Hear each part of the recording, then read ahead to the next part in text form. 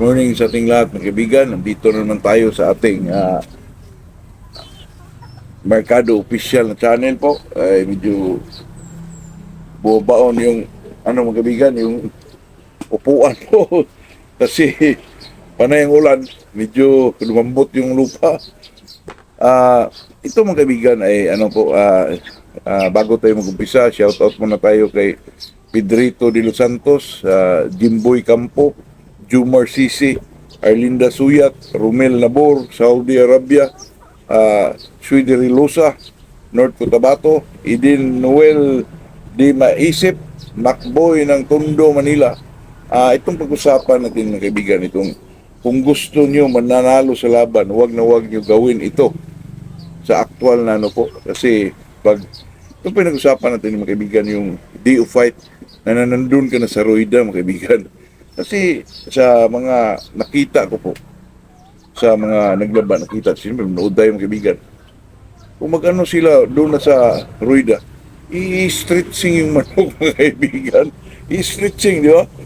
Sa akin yan mga kaibigan, talagang hindi na dapat gawin yan kasi ginagawa nyo na yan sa training ng manok mo. Ba't mo pa gawin doon? Baka magka-diferensya pa yan mga kaibigan. Baka ano pa yung paa ng manok. Tapos mo lang ginawa yan. Ginagawa lang naman yan para yung stretching mga kaibigan, para extended yung paa ng isang manok na kung saan yung pinakabuilo ng niya, doon talagang umabot. Doon na talagang extended yung paa niya mga kaibigan. Yun ang ng mga stretching po. Tapos sa DO5, doon ka na suruda, ginagawa mo yun mga kaibigan. Huwag na gawin yung mga ganyan kasi baka yan lang ang nakasira sa mga paa ng isang manok. At saka ito mga kaibigan, tandaan nyo to, di ba, magpa-hitting tayo sa ating mga manok. Ikahig nila. Parang nag-training ulit mga kaibigan, hinihingal na yung manok, ang tagal. Di ba? Di na dapat yung gawin, kaibigan, kasi ginagawa nyo na yan sa training Ang dami kong nakikita dyan sa sabungan mga kaibigan na parang tinitraining pa rin yung manok. Hinihingal na po. Dapat yan, talagang iliko mo yung lakas isang manok. Pwede lang yung mga kaibigan, palakad-lakarin mo lang, di ba? Maglakad-lakad mo, tapos patukaan mo lang, lakad ulit, di ba? Para mga kaibigan, mapamiliarize niya yung paligid po. Hindi yung pagkahig, kaibigan, parang nagtitraining. Ang daming beses ko na nakita sa bunga niya mga kaibigan na talagang pinapasunod pa yung manok, kaibigan, Di na dapat yung kaibigan kasi yung ganung mga bagay po ay ginagawa mo na yan during training po. Pagdating ng 3 days for the fight, hinto na lahat yan para malikom talaga yung ano man yung mga vitamina nakapasok yan, yung mga lakas isang manok talagang doon mo ibuho sa DO fight kaibigan, tapos tinitraining mo doon ulit. Di ba? Namihingal lang manok doon mga kaibigan, nihingal na po. Siyempre, pagbitaw mo, hindi ko lang alam mga kaibigan kung bakit ginagawa ng iba mga kaibigan. Kasi sa akin, pag mag-training ka, mag-21 days ka, doon lahat ibuhos mo sa pinaka-hard, tapos bababa yan, di ba? Then pagdating ng 3 days mga kaibigan, before the fight, hinto na lahat, pati yung mga vitamins na binigay mo, hinto na. Para pagdating sa DO fight, doon mo talaga maglikom yung lakas sa manok na first buckle yan, doon talaga niya ibuhos yung palo niya na po.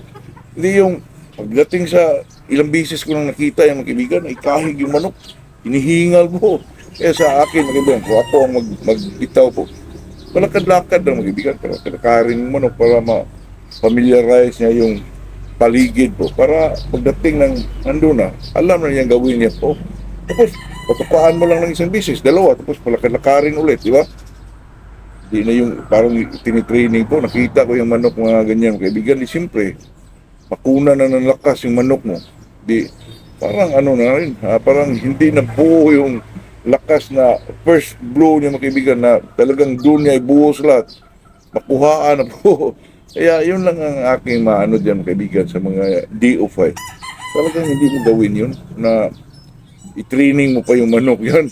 Tapos paliparin pag hindi na po kailangan yung kaibigan. Sa akin naman, ito po ay hindi tayo nag-judge mga kaibigan. Ito ay sinasabi lang natin kung anong ginagawa natin pag tayo ang magbitaw po mga kaibigan. Kasi kailangan doon doon ka na sa Roida mga kaibigan.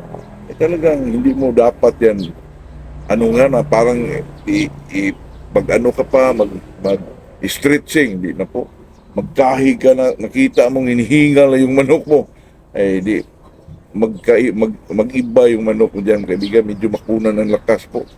Kaya sa atin, pag maiwasan natin yung ganun mga kaibigan, talagang gawin mo yun sa DO fight kasi buhos mo lahat yun.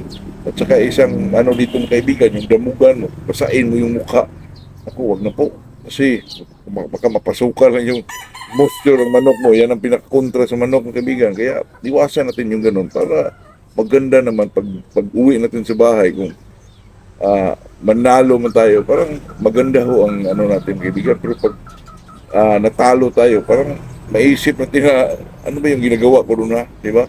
Kaya yung mga ganun kaibigan talagang iwasan natin pag nasa ruida ka na, pag magbitaw ka na mga kaibigan. Iwasan mo yung mag-stretching ka, iwasan mo yung magkahig ka na parang nag-training ka po. Hinihingal lang yung manok mo. Kaya kung tayo mga kaibigan, makikita ako ng ganyan doon sa sabungan, talagang doon ako sa kabila magpusta po. Kahit na medyo lamang yung isang kaibigan ako, pag pinakahig po, nako, pag makita mo yung mga handler na ganyan na talagang marunong po, di ba, palakad-lakarin lang yung manok. Kung magkahig man, napakaano lang po, hindi yung rigid na talagang pinapahingal yung manok ng kaibigan. Sa atin naman ay talagang hinahanap natin yun po isa comfort zone sa isang manok po na pagdating sa araw ng laban, yung sa roidak na makita mo yung kilos yung mga kaibigan na kalmado lang. Tapos napaka ano ng manok, napaka ano ba mga kaibigan, napaka bantay po. Tapos kalmado mga kaibigan, ako doon ka makakita ng palo. First blow ng isang manok mga kaibigan na talagang madiin po. Kaya sa atin, iwasan natin yung mga ganun para makaiwas ka sa yung tinatawag nilang talo. Pero hindi naman natin ibig sabihin na manalo yung manok mo. Kaya ginawa mo pa ng ganyan, di mo masabi yung kaibigan, pero iwasan lang natin yung mga ganung bagay para naman medyo malagay natin ang manok natin sa ano po, sa kanilang pinakakomportable na ano mga kaibigan, na pinakakomportable sa kanila po para naman malagyan natin ng justisya ang manok natin mga kaibigan. Totoo yan, kasi ako naman pag maglaban ako mga kaibigan, pag ako ang magbitaw po, ay talagang ganun ginagawa ko po na pinapalakad-lakad na po. Patuka lang ng konti, tapos palakad-lakarin, kaibigan. Yun lang, napakasimple lang, tapos bitaw na.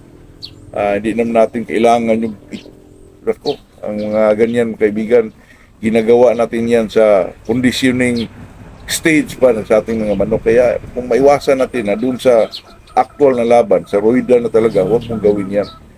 Patuka lang mga kaibigan, tapos patukaan mo lang, tapos palakad-lakad lang po, yun lang, pinakasimple.